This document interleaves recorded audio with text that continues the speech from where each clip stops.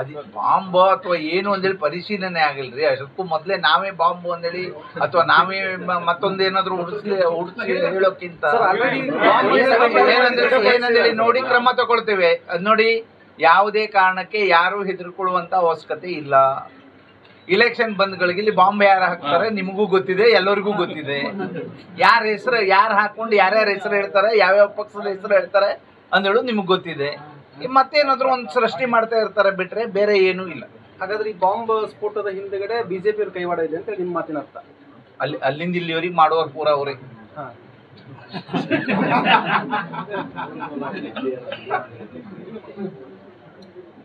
Sir, ಹಾಗಾದ್ರೆ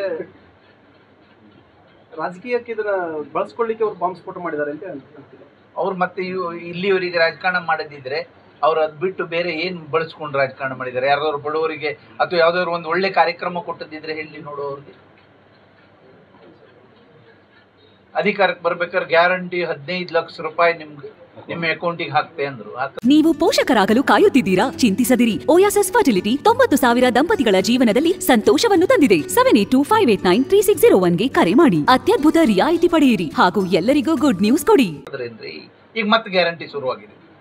ಅದು BJP guarantee ಅಲ್ಲಂತೆ, Modi guarantee. ಅದು ಯಾರು ಹೇಳೋದಿಲ್ಲ. ಅವ್ರ ಗ್ಯಾರಂಟಿ ಅವ್ರು ಸುಳ್ಳು ಹೇಳ್ತಾರೆ ಅಂತ ಹೇಳಿದ್ರು ಹೇಳ್ತಾರೆ. ಯಾರಾದ್ರು ಅವರೇ ಹೇಳಿದ್ದಲ್ಲ, ನಿಮ್ ಟಿವಿಲೇ ನೋಡಿದ್ದು, ನಿಮ್ ಪೇಪರಲ್ಲೇ ನೋಡಿದ್ದು. ನಾನು 15 ಲಕ್ಷ ಪ್ರತಿಯೊಬ್ಬರು ಅಕೌಂಟಿಗೆ ಹಾಕ್ತೀನಿ. ಈಗ ಮತ್ತೆ ಅವ್ರ ಗ್ಯಾರಂಟಿ ನಂಬ್ತಾರ ಜನ? ಅವ್ರನ್ನ ಯಾರು ನಂಬುದಿಲ್ಲ. ಅವ್ರ ಬಗ್ಗೆ ಮಾತಾಡಬಾರ್ದು. ನಾವು ಅದಕ್ಕೆ ಎಲ್ಲೂ ಮಾತಾಡೋದಿಲ್ಲ. ನೀವು ಮಾತಾಡದಿದ್ರೆ ಏನ್ ಮಾಡ್ತೀರಿ?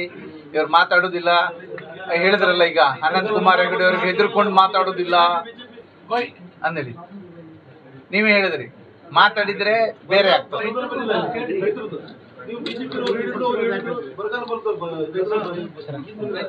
ಒಂದ್ ರೂಪಾಯಿ ಸೆಂಟ್ರಲ್ ಗೌರ್ಮೆಂಟ್ ಇಂದ ಕೊಡ್ಲಿಲ್ಲ. ಸೆಂಟ್ರಲ್ ಗೌರ್ಮೆಂಟೇ ಬಂದು ಇಲ್ಲಿ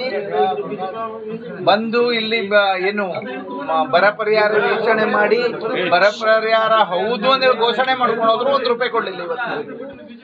ಅವ್ರ ಬಗ್ಗೆ ಮಾತಾಡೋದು ಬಿಟ್ಟು